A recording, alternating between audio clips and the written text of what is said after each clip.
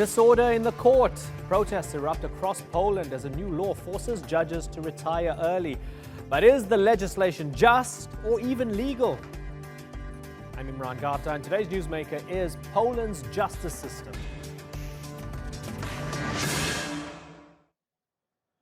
More than a third of Poland's Supreme Court judges are now unemployed. That's after the ruling party lowered their retirement age from 70 to 65. And the decision hasn't been well received. Poland and the European Union are already at loggerheads, and this new law has pushed them even further apart.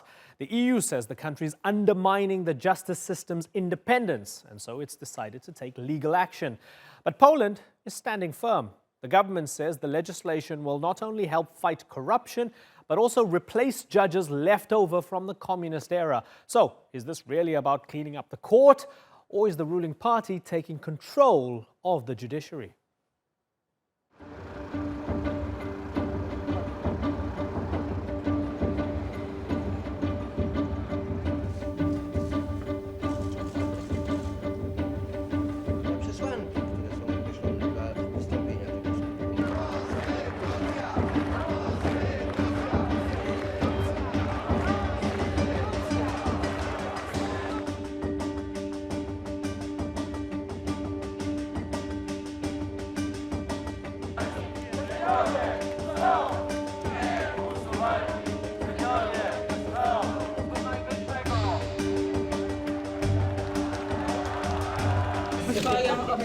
My presence here is not about politics. To make it clear, I am here to protect the rule of law.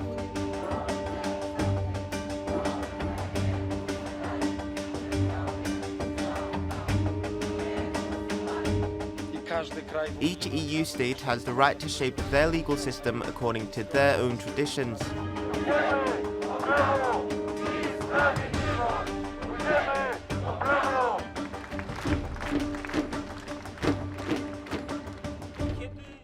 Well, joining me now from Warsaw is Dominik Tarczynski. He's a member of parliament with Poland's ruling Law and Justice Party. Dominik, good to have you on the Newsmakers once more. 27 of those Supreme Court judges. Thank you for having me. Being forced to retire. Why are you doing this? First of all, they're not forced to retire. This is what our act saying, that everyone who is over 65 is obliged to apply to the president for the permission to judge in the future to continue their work. So they can continue.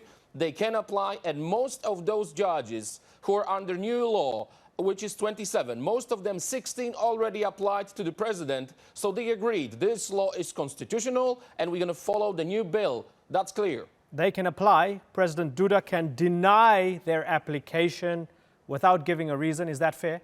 Well, it's the same as it is in European Tribunal. It's the same as it is in Germany when the minister appointing the chief judges. It's the same as it is around the world. And I'm happy you're mentioning about what is fair or what is not fair. To understand the need for this reform, you have to understand the history of Poland. We keep repeating, some of these judges are the judges coming from the communist times, the ones who were judging during the martial law. These people shouldn't be the judges. That's number one. This is what are the expectations from the Polish society. This is what we promised during the campaign. So I think this is fair, to have a major democracy, not the communist judges. Right, but if a judge committed a crime, if a judge did something wrong under the communist era or under martial law, if a judge is guilty of corruption, why not try them? Why not show the evidence and try them? Well, that's the very good question. Me as a parliamentarian, I can lose my immunity by the Polish law. I can be put in front of the prosecutor and be sentenced and go to jail. It's different with the judges. They couldn't be put on trial because our law so far did not let us this kind of chances. So it is changed now. We do hope for justice. And I do believe that in the future, those who are stealing, who are drunk driving judges will pay the consequences. The worst thing is that last month we had a judge who was caught on camera stealing 50 zloty, about 10 euros. And judge, his colleagues, a court says that he didn't steal anything. He was just outside of his thoughts and minds because he was busy about his work. It's just ridiculous. We have to change that. Chief Justice Gersdorf, massive demonstrations on the streets in support of her. Do you respect those demonstrations? No, no, no, no, no, no. What do you mean massive? Can you put the number? Can you give me a number? I've seen big pictures. I don't know. You tell me. It's relative. There's lots of support. Do you agree? Well, that's the very, very huge problem, because most of the pictures were used from the previous years. And the funny thing is that previous President Lech Walesa, who was there, he was saying that he's expecting 2 million. Then he says he's expecting 1 million. 2 days ago, he says that he's expecting 100,000. but and yesterday, he says, oh, I'm really sorry, it's not even 100,000 in here. Okay, we're not going to change anything. Okay, so few of our you. viewers are looking at pictures. Okay, hold on for a second, to Dominic. find what picture is it. Certainly. Our viewers are looking at verified pictures of demonstrations on the streets of Warsaw, right? We're looking at these pictures. Accept our petition to EC, defend the Supreme Court in Poland. Now, I'm not an expert on crowd numbers, right? But it looks big, and it looks like there is a significant amount of people there feeling very passionate about the Chief Justice. There we go, right? And they say, these are not my words, they say I'm really happy that I'm not giving you hundreds of thousands, I'm not giving you millions, protest, I'm not giving you... Okay, and this is good.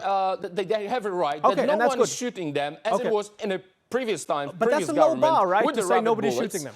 Let's listen to their argument for a second. Dominic. Even if there was 100,000. Okay, fair enough. So, let's listen to their argument for a second. They're saying, isn't it a coincidence that just like the Chief Justice, many of these other judges are against the ruling party? Isn't it a coincidence that these judges are now being asked to step aside?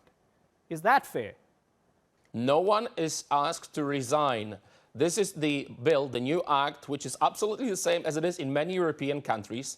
And they are not sacked. They are not losing their jobs. They can apply to continue their mission. But coming back to the numbers, even if there would be a 20,000, 50,000, 100,000, to compare 100,000 with millions which elected Law and Justice, which elected our government, it's a completely different story. And this government was elected because we promised this reform, because Poland had to suffer under the communism, and it's completely different perspective than for Germany, France, or Turkey. Right. It's completely different. We suffered a lot, and those who were the pillars of the communism are still there. I hope they will not ask for the continuation as the law allows them, and I hope they will go away. Right, and what we're not asking here, we're not asking whether you have a democratic mandate or not, or whether you have the right to do this as the ruling party. You have the right to do this as the ruling party. We're asking about whether it is right and whether it's fair, constitutional, and so forth or not. The European Commission's not happy. They notified. No one is asked to resign.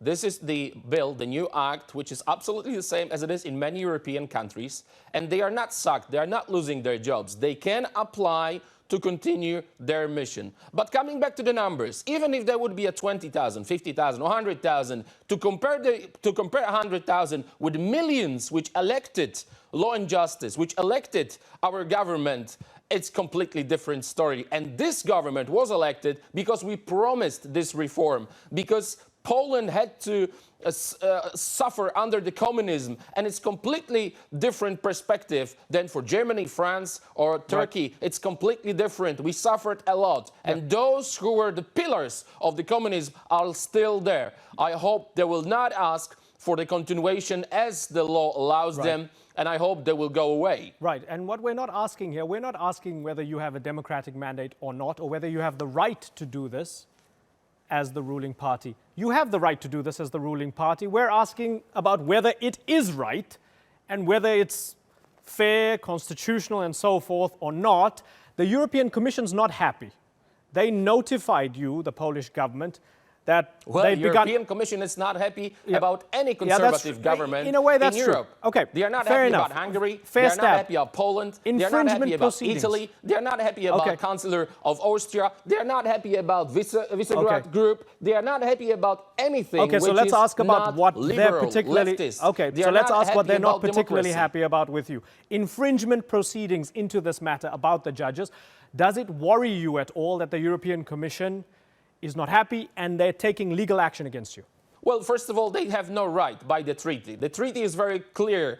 The judiciary systems in the member states are the member states' thing. No one can interfere into the judiciary. That's number one. Number two, even if they're trying to start with a legal action, you know they need unity. They need all member states' votes. They will not get it ever because, as I mentioned, Hungary, Austria, the whole Visegrad group is against it. And I know that what they're scared of is the elections to the European Parliament. They know that they will lose. They know that the European Parliament will change soon, and they're trying to use their power to help their friends in Poland, leftists in Hungary, in other. It's just a politics. It's all about refugees, as they called illegal immigrants, crisis. It's because they are unhappy about our decision about it. We said no, and we're not going to change our mind. Angela Merkel started this madness, and she has to pay for it. Okay, if they're all lefty liberals in Brussels and in Berlin and elsewhere, and you mentioned, as you mentioned, your country and Austria, most of them, and Italy and so forth, why do you stay? Why do you even bother? Why don't you leave the European Union?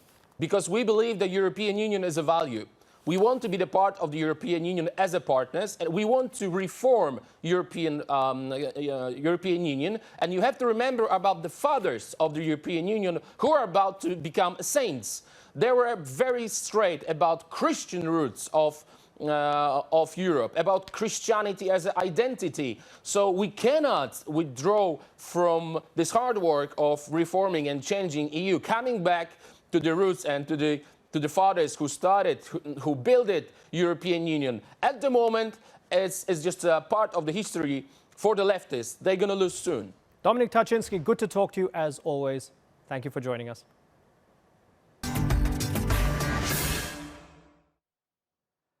French butchers are pleading for police protection after a wave of violence by vegans. Many meat sellers say they've received death threats, had their shop windows smashed and covered in fake blood. So why the surge in attacks? According to the butchers, it's down to heavy media exposure criticizing the meat industry. So will these tactics make people take notice of animal welfare? Or are rogue vegans trying to impose their way of life on a meat-loving society? For more, here's Natalie Perhernan.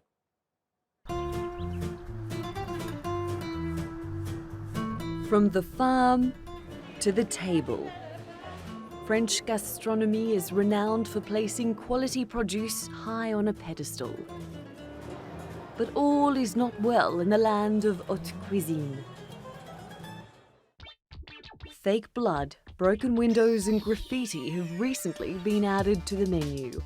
Several butcher shops like this one in the Hauts-de-France region have been targets.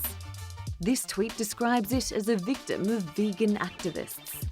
Now, some butchers are worried that hardline vegans are placing their livelihoods on the chopping block. A union representing artisan butchers has issued a plea to the government for protection. The attacks on butchers and the whole industry are nothing short of a form of terrorism, because a few individuals or organisations only seek to sow terror, to make disappear purely and simply a whole part of the French culture which owes so much to the know-how of its craftsmen. French animal rights groups have distanced themselves from the acts of vandalism. But they've also been on a mission to educate the public about animal welfare and the benefits of a plant-based diet.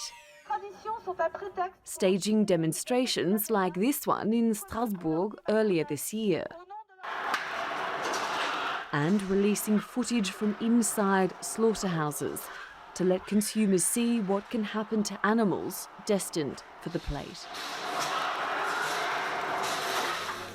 The French Agricultural Ministry's figures show meat consumption did decline between 2000 and 2012, but many people have not lost their appetite for animals. For many, butcheries are not just the public face of the meat industry, they're often an important part of the community too. So will the attacks lead the French to question their meat-eating habits, or only encourage them to maintain their carnivorous ways? Natalie Perhernan, The Newsmakers. Well, joining me now from Paris is Isabelle Goods. She's a spokeswoman for the animal rights organization PETA. or People for the Ethical Treatment of Animals. Next up, we have Thibaut Gamba. He's a Michelin-starred chef at the Clarence Hotel in Lille. And completing our panel from Lausanne in Switzerland is Pia Chazar. She's a campaigner with PIA, an organization that wants equality for all species. I thank you all for joining us on the Newsmakers.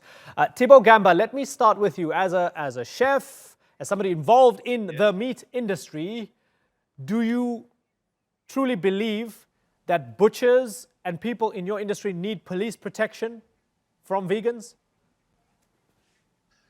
To be honest, I don't know. I heard about stuff happened here in Lille. Some group of people attack some butcheries, attack the shops. After, I'm not living with them, to be honest, and I don't know if they really need protection. The thing I know is this group of people, of course, cross the line, and it's not normal to do that. Okay, Isabella, are we seeing a form of extremism emerging within the anti-meat community? I don't think so. I think this statement is going a little bit too far. I think it's clear that veganism is a movement that's been growing stronger in France and all across the world in the past few years, thanks to the social media who have been great to share the information about how your meat and how your milk is produced. So people cannot ignore it anymore. And so it's rising. It's just a normal thing. It's evolution. Now, we do not support any type of vandalism, indeed. But we do understand the rage of people who are witnessing all the suffering of these animals cramped into tiny, filthy cages, and who are the individuals who actually need protection. Right. That's interesting. So before I go to Pia, and Pia, I'm not deliberately avoiding you. I just want a response from Thibaut here. Thibaut, do you understand and accept that when people are putting out documentaries, for example, on the treatment of cows or chickens or whatever it is, a lot of that is absolutely factual, and the industry is horrible in its treatment of a lot of these animals. Whether you eat meat or not, it's an indisputable fact. Of course, I understand. After you have bad stuff going on everywhere. I know we use local farmers which respect the animals. They are bring up into a field, into forest.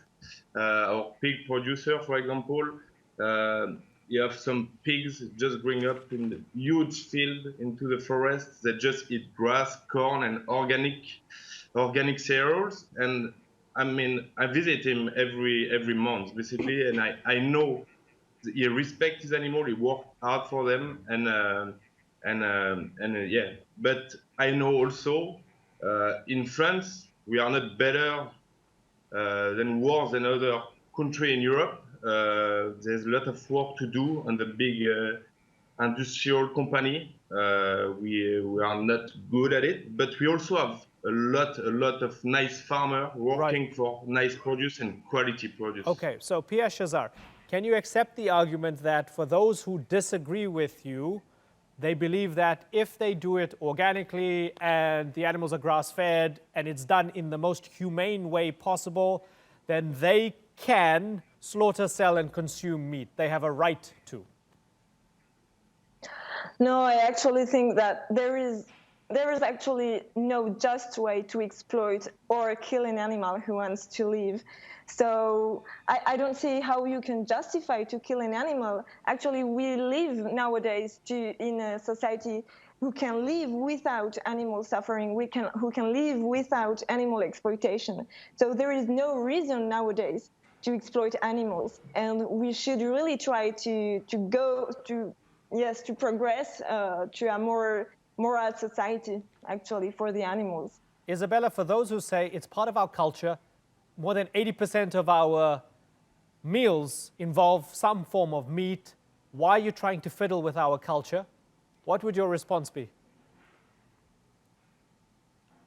Well, let's not forget that we are talking about individuals who are able to feel pain and fear just like we can. And these individuals that we have chosen deliberately to use and abuse they haven't chosen to be there for our trivial interests. So, of course, those are habits, and civilization means evolution. So we need to change our habits. We used to have different habits at an earlier age, and we have progressed, and that's what progress is. So now we live in a world where we can totally, we actually can be in better shape. We can protect the environment, and we can protect every being by not exploiting animals. Right. Isabel, you have to know something else. Yes. There's go a ahead, high rate of. There's a high rate of. Sorry. There's a high rate of depression and nervous breakdowns and suicides in the agriculture area, and so we just want everyone to be happy. There's now farmers who who divert into other types of agriculture, and so there are definitely ways to grow towards a better place for everyone, protect everyone. Thibault, are you willing to listen to the other side? Are you willing to hear them out where they say, well, just because this might be a part of our culture, it doesn't mean it's a law of nature. We need to evolve. These animals are suffering. Perhaps we need to change our ways. I do understand, but when I visit my farmers, to be honest, I don't see the animal suffering. I don't see they are well treated, and I mean it's really part of our culture, especially in France. Since I'm 16 years old, I work in fine dining restaurant, and my chefs teach me how to respect the food and to choose the nice food. We can always find nice food, and it's very important for us. I mean, I have a lot of fun to cook for vegan in my restaurant, and I'm happy to cook for them, and I respect completely 100% what they think. But it's really important for them to understand it's also part of our culture. I'm not saying about big food industry where you have 1,000 and 1,000 animals in a tiny farm. I'm talking about people who respect the animals, who actually love the animals, and it's important for us to serve fish and meat. After, of course, everybody needs to eat less meat. This is why in my restaurant, 90% of the menu it's about fish and vegetable, but for us, it's very, very important to be able to serve meat to our guests. Pia, can the two coexist side by side, meat eaters and non-meat eaters, or is there absolutely no way this can happen? I'm not sure it's. I don't see any problem to coexist now. It's what we are doing right now. But I think we need to understand that the animal rights movement has something interesting to say for the evolution of the society. And I can understand that this is a matter of culture, and I think that of course, we won't change anything like tomorrow, and it's something that will take decades. But I think we need to think about animal suffering while thinking about speciesism. And speciesism is a good way to think about the problem we have here. So speciesism is a discrimination against the animals. It is the idea that the suffering and the death of the animals have no importance only because they are not humans. It is the belief that animals can be exploited and killed with no other justification that's saying that they are different from us. So there is a big problem here with this idea because there is no logic and no justice in this belief. Animals do suffer just like us when they are exploited, and so where is the justification to that? There is no need to eat meat nowadays. So if we can live without hurting or killing animals, why wouldn't we do that? It would be like the best thing to do, I think. Yeah, Pia, for those who take it a step further and say that I need to issue death threats against butchers in Paris or deface their butchery or smear it with fake blood, is that the right way to go? Yeah, I saw that a lot of journalists were talking about this these last days, but I think it's a bit exaggerated to talk that much about this because it's quite a marginal. Those are quite marginal attacks. While the rank of the movement works with complex campaigns aimed at making animal suffering visible. So I think, like for example. Those days we saw that the butchers asked for police protection, and I think this is rather a way to avoid the subject and avoiding talking about the problem of animal suffering. So it's not the butchers who need protection right now, but the animals. Right, Thibault, and for moreover, those the butchers complain that activists are throwing fake blood. Right. Yeah, I want to bring in Thibault for a response here because Thibault, for those who say that this is a form of vegan terrorism, is that going too far? Is that an overreaction? They haven't killed anybody. Yeah, it's going a bit too far. I perfectly understand what everybody is saying. I mean, once again, I'm from the countryside, and I have many of my friends are farmers, and my age actually. They wake up every single morning at 6 o'clock to go give nice food to the cow, and they work hard to make those cow happy, basically.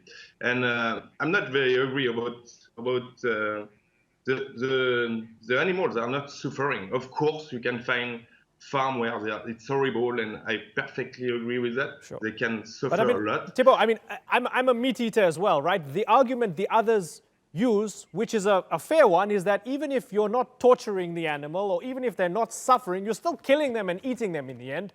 And that's their problem with it, right? Of course. Me personally, it's gonna sound horrible maybe, but I don't have any problem with killing animals. I mean, I serve since centuries and centuries. We are killing animals.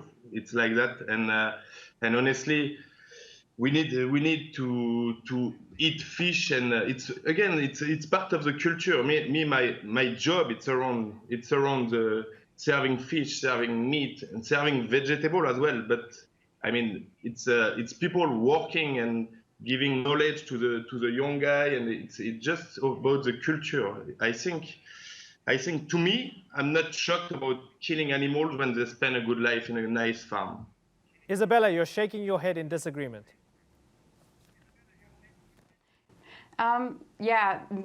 Killing animals is not part of the culture. The culture is about the dishes that we eat and and other aspects. But we can still have those meals with alternatives to meat.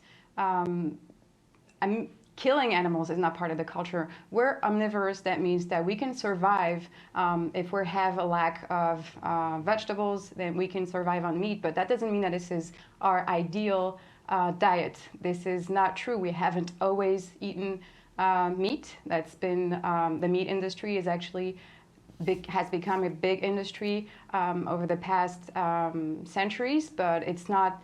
It's something that we have. Done, but it's not something that we need. So it's not a physiological thing. And I don't think that culture needs to be defined by killing animals at all. Okay. Let me give the final word to Pia. Pia Shazar, we're running out of time. One final contribution from you, please, ma'am. So what I wanted to say is that nowadays there is every day more people aware about the animal suffering. So there has been a rise in veganism the past few years, but more interestingly, we are experiencing a politicization of the vegan and the animal rights movement. So this means that we are no longer talking about veganism that much, but more about animal suffering directly, and there is a big difference here. So veganism is a lifestyle, and it has to do with a personal way of consumption. So it can be seen as somewhat like a personal choice sometimes. The animal rights movement has the will to show that meat consumption is not a personal choice.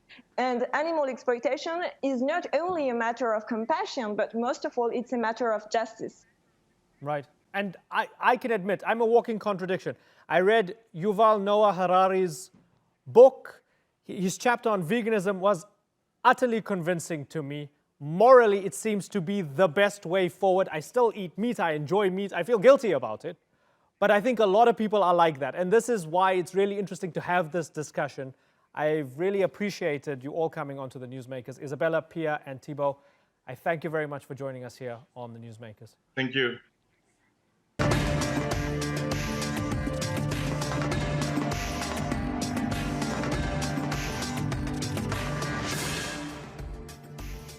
Still to come on the Newsmakers, India's taps are running dry, leaving millions without water. Is this due to environmental changes or plain mismanagement?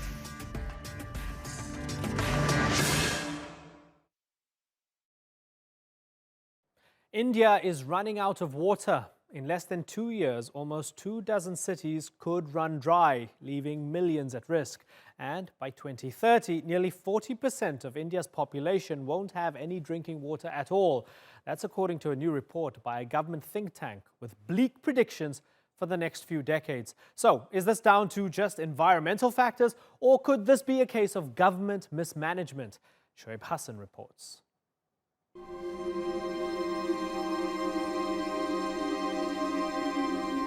It's the biggest water crisis in recorded history, affecting hundreds of millions of people in India and tens of millions in neighboring Bangladesh and Pakistan.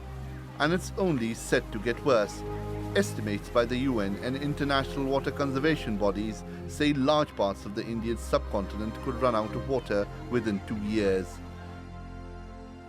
It's home to more than a fifth of the world's population, and its urban areas are already in the throes of a water shortage. The Indian subcontinent is made up of India, Pakistan, Bangladesh, Nepal, Bhutan, Sri Lanka and the Maldives. The water crisis most drastically affects people in the 3 largest countries. The UNDP says at least 700 million people currently suffer from water deprivation in India. In Pakistan, it's 60 million and 35 million in Bangladesh. The lack of clean water has also led to the spread of diseases such as hepatitis as well as arsenic poisoning. By 2025, the affected population will have increased by tens of millions, leaving 21 cities in India alone without water. The situation is complicated by the sharing of water resources flowing mainly out of Kashmir. Disputes over that region have already led to wars between Pakistan and India. The current crisis is also likely to cripple the region's agricultural sector, resulting in starvation in some areas and a breakdown of government authority. When people see the tanker come around the corner, they become aggressive and don't worry about anybody else. They just want to get their container filled and only think about themselves. They have to get it filled even if somebody gets crushed by the container or loses his arms or legs.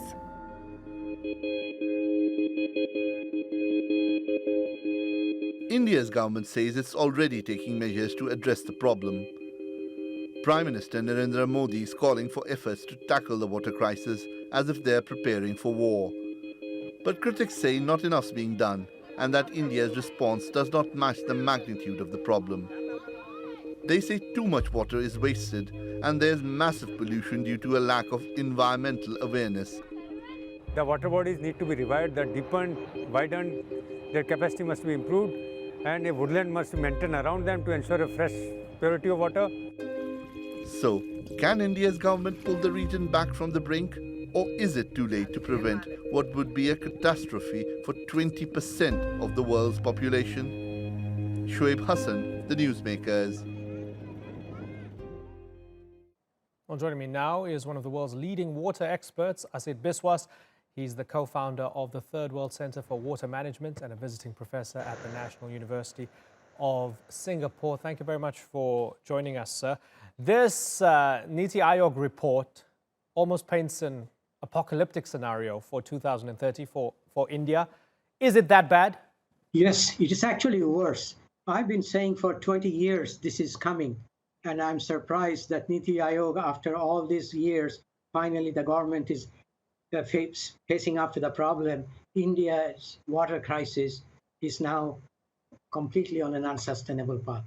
Who is to blame for it? There are several layers of problem, but the biggest problem is the lack of governance. And it's not the question of money, it's not the question of technology. by how water is managed in the urban areas of India, and that is the biggest problem. Are they trying but failing, or are they not trying? To my knowledge, they have not even acknowledged the problem. Niti Aayog, it's a big report, but the real serious problems are not even noted there, and that is the sad part. And the way it is going, I think Niti Aayog is too optimistic that 15 years, that I think he will get the problem within the next 10 years, very serious problem. And I can forecast with 99% confidence that within the next 5 to 10 years, 10 major cities of India is going to have real serious water crisis like nothing they've seen before. Okay. And of course, a lot of these cities have populations exceeding the tens of millions. What would you recommend the authorities do in the short term, right now, immediately, to try and stem the tide? I mean, excuse that metaphor. It's the wrong metaphor, I guess. But what should they do?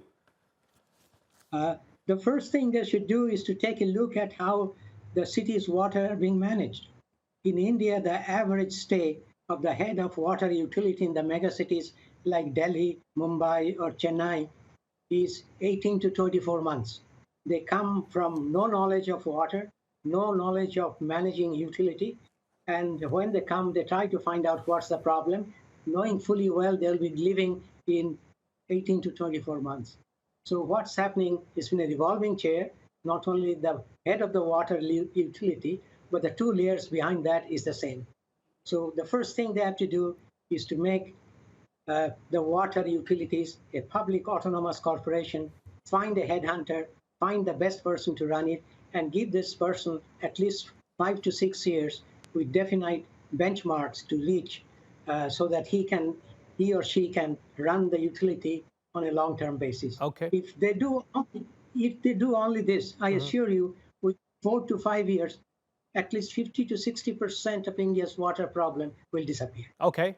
And very finally, because I am going to talk to a representative of the BJP and others after you, very finally, for those who say, come on, we have more than 1 billion people, climate change is real, there are all these variables and environmental factors out of our control, we're trying our best. What would you say? I would say that's a very good excuse, but if you look at it, none of these are valid. I'll sit down with you, or anybody for that matter, and show that not only now, but 2050, when India will have 1.76 billion people, it will not have a water problem if it manages its water properly and if it sets its scene correct within the next 5 to 6 years. Asid Biswas, I thank you very much for joining us here on the Newsmakers. Well, let's broaden out the discussion now. Joining us from Los Angeles is the spokesman for India's ruling BJP, Arun Kumar Gupta. From the Indian city of Panchkula, we have Sanjeev Bhatia. He's the director of the Center for Environmental and Economic Policy and the founder of contractwithindia.com, an organization aimed at improving India. And completing our panel from New Delhi is the president and CEO of the India Council on Competitiveness, Amit Kapoor. Gentlemen, thanks for joining us. Arun Kumar Gupta, let me begin with you. We just heard from Asid Biswas, one of the leading water authorities in the world, coming out of Singapore. He told us there's several layers to the problem, but at the heart of it all is bad governance from the ruling BJP. They're not even acknowledging the water crisis and they're mismanaging the situation. Would you agree with that? Please appreciate the very fact that the report has been published by Niti Aayog. That itself is a testimony that the government is very seriously looking into this aspect. Now, as far as the water shortage is concerned, please understand this is not a phenomenon which is happening in India. This is happening in so many other countries also. And in the United States also, in the state of California, and a lot of other places it's happening. Now, issue is, in all these years, the successive governments have not taken this issue very seriously. And this has come to this stage, because this doesn't happen overnight. You'll agree with me. So this has come to this stage, and now a very conscious and a cautious call needs to be taken up as how to ensure that we don't go further down. And looking into that aspect, the government is very seriously considering. Even there is a legislation for in many states in India to look into this aspect as much as possible. Okay. For so many years, for so many years, uh, the water has never been taken as a subject. Okay. Okay. So you're saying you're taking it seriously. Certainly. Yeah, Allow me to come water, in here because we have two other members on the panel here. I want to give everybody an opportunity. Amit Kapoor, do you accept that argument that the ruling party is taking this seriously? Because that Niti Aayog report is mind-blowing. It's a scary report. Do you accept that the government's doing everything they can to tackle the water crisis? So I think we need to fundamentally understand that when the government is taking a step to really saying that water is going to be a crisis, there is an understanding within the government that, yes, we have to look at it fairly seriously. For the first time in the history of independent India, what I have noticed is that one of the governments is talking about water. Water has been a very major issue for India for the last 20 to 30 years, but nobody has been talking about it. We have polluted our rivers. The groundwater situation has always been appalling, or the groundwater has actually been falling and things. So nobody was actually looking at it. It was a subject which was absolutely ignored. But to really come to a state wherein the government is openly talking about a crisis, it is a recognition of the fact that, yes, we need to recognize, we need to set things right. Because if we don't do it right now, it is going to be a social catastrophe of sorts that we have never seen in the world, because 600 million people are going to be actually subjected to a crisis which has never been seen in the world. Right. By 2040, the expectation is that the whole Indo-Gigantic plain is going to be under a crisis of sorts. Yeah. So the government is recognizing. The question is now going to be, what steps can we take to really set it right? Because what we need to do now is hold on for a second. So hold that. I mean, hold that thought for a moment. So in a few minutes, I'm going to ask you for solutions. Let me go to Sanjeev Bhatia, first of all, and ask him, Sanjeev, do you trust the report? It paints an apocalyptic scenario. 600 million people will be affected, 21 major cities, more than 100 million people there will run out of groundwater by 2020. Do you trust the report is accurate and that this is a legitimate warning sign? Well, it's an alarming report, but I think it's more alarming than factual. I mean, to really define shortage, you must know the supply and demand for a product, right? So we can identify the demand for the product of water, but how do you identify the supply? Who knows how much water there is under the ground? The government of India has never done a scientific study to identify how much water there is under the ground.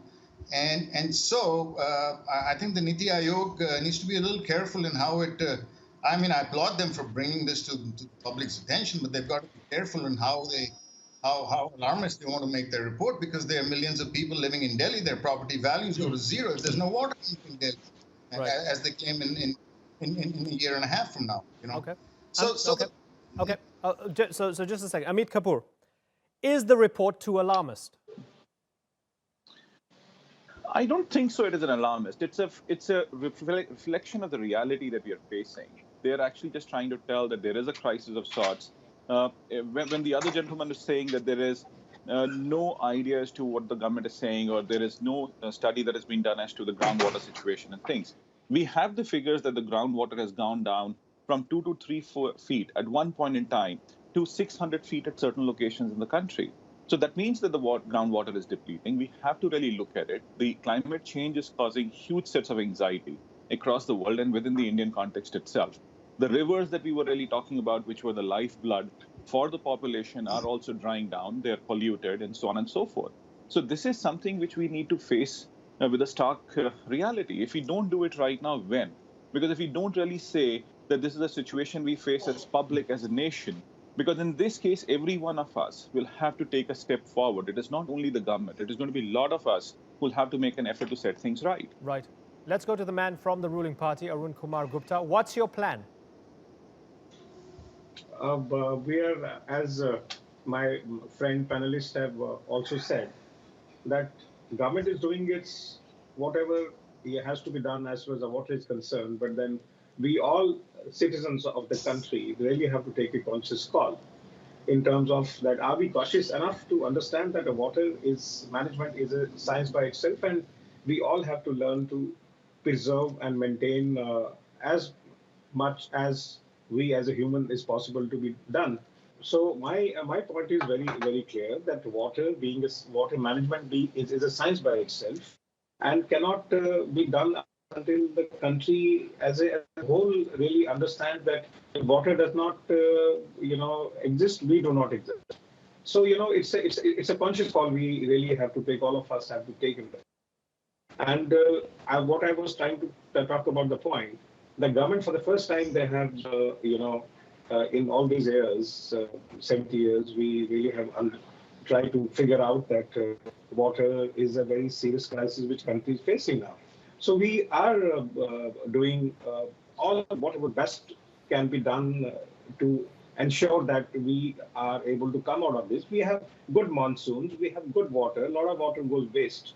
We really have to start conserving the water, start doing all those things which are required for tackling this situation. So water crisis, I'm convinced, if done in next 2, 3, 4 years, we'll be in a position to start taking up the water table up, and everything should be start looking good. Right. Sanjeev Bhatia, the fact that the head of Water Aid India made the point that the country's groundwater was heavily contaminated with chemicals linked to cancer, right?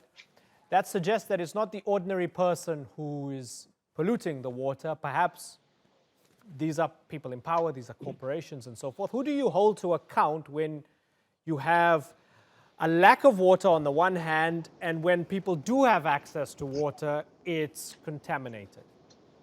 Well, firstly, I think you need to get this very clear. We are not running out of water, okay? The Earth's hydrologic system is a closed system. Water evaporates, condenses, precipitates, and infiltrates. So the water is not gone anywhere. The water is still there, okay? The problem is that we are detracting from the real problem with these these Niti Aayog reports. And what my fear is that the government's going to start putting money in the wrong place and coming out with schemes, whereas water doesn't disappear. Okay, like if you let it run all the time, the water is going to go down, but it's not disappeared. It's gone down the drain. It's become wastewater. Okay. The water's not disappearing. Okay, the water's not disappearing. Amit Kapoor, does the man make a good point that the government, rather than creating schemes, needs to be smart about this? Oh, yes, I would fundamentally agree that we have to be smart about this crisis. We have to solve, in terms of, like, say, one of the solutions was given is that we need to have a very clear, desalination set of plants and so on and so forth. Yes, but I think we have to also understand that this crisis that we are facing is also very effectively man-made. And when I say man-made, it means it is about industrialists who have polluted the water source. There are issues to that. The open defecation problem has created a problem that we see in the country. The last but not the least is how the agriculturists have actually done work in this country. In fact, we are a very unique set of people. We will create property rights on a lot of things around in the country or whatever we actually have. So we create a unique property right on saying, oh, we can extract water from the ground, we can be irresponsible, we can let the water flow, we'll not let it clean, and so on and so forth. We have to change all this. But yes, rather than schemes, I think we have to really look at it. Infrastructural issues, we have to solve the problem. How do we really make sure that people do not drain water in the pipes and things, or wastewater, and so on and so forth? That is what we will have to do. So I think it's a man-made problem. It's a governance issue. We need to set these things right, and we can actually tackle this issue. Because if we don't do it now, my fear is of a very different nature, because we're already seeing very interesting set of situations in cities like Aurangabad, wherein the water is not there. There are a set of situations where people have actually fought, or they have had some kind of small water riots in the country, or a very small level of fightings that we can actually see for water. So we really need to take care of these issues at the with a lot of urgency. Mm-hmm. Yeah, Arun Kumar Gupta, do you have to? Okay, Sanjeev, come in, Sanjeev. Yes. Well, I mean, look at Israel and Singapore. These are the two most water-starved countries in the world. Okay, 100% of the wastewater in Israel is recycled and used in agriculture. In India, less than 1% of the water is recycled back into agriculture. Singapore, okay, it's a water-starved country. In 1960, it had no water. Okay, now it's got a surplus of water. What do? They take 50% of their wastewater and recycle back into the water system as new water. They drink that water. Water molecules don't get destroyed. Okay, yes. It's that we don't understand the technologies. And I have skin in this game. I work with the government. I have a water treatment company. Okay, so I understand the problem. deeply, and I work with the government. I tell you what, I'm sorry to say this, but the government, people in the government just don't understand the problem. And they're not willing to do the right thing to solve the problem because they keep thinking about old technologies, whereas new technologies are available that allow us to clean the water back into the original state it came from. Okay, that's a strong point. So let's get the man from the government to respond. Arun Kumar Gupta, you guys don't get it. There are technologies out there. You need to listen to people like Sanjeev. Are you willing to? You see, please appreciate, let me remind Sanjeev that our Honorable Prime Minister was in Israel a few months back, and it was the topmost agenda of the Prime Minister was to see that how this water can be recycled or how the water can be, seawater can be used for our water purposes. So as far as government is concerned or the top leadership is concerned, they're very, very seriously looking into this. It's not that technology is not being used, or it's not that we are not working on these things. But having said so, again, I'd like to very frankly say that Niti Aayog itself is, very consciously looking at this aspect. That's why the report is there. Till this day, no report has ever come from any government. So the very fact the government is looking at this seriously, the very fact that our top leadership is looking into all these aspects seriously, so that goes to prove that as far as government is concerned, government is very serious. But as far as the citizen of the country is concerned, I mean, we cannot keep on blaming the government for everything. So we also have to understand that consciously we have to start looking into this aspect as a citizen of the country as well. But government, as far as the law is concerned, legislation is concerned, they definitely some few things have to be put in place so that people start understanding the importance of water. Okay, well, time is running out, and the predictions are dire. And it remains to be seen if India can tackle this extraordinary issue. For the moment, I have to move on. Arun, Sanjeev, and Amit, I thank you all for joining us on the Newsmakers. Thank you. Thank you very much. Thank you.